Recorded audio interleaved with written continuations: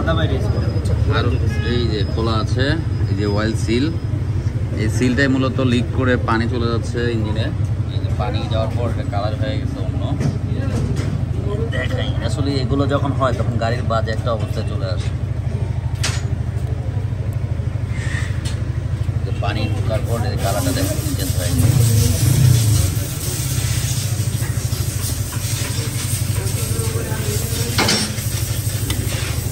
এই যে ওয়াটার পাম্পের যে এই যে সিলটা আছে, এই সিলটা দিয়ে পানি লিক করে অনেক সময়। এটার পানিটা যখন চলে যায় ভিতরে তখন একটা মোবিলের কালার চেঞ্জ হয়ে যাবে।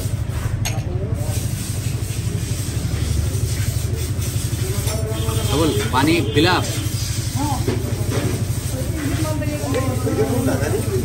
একটু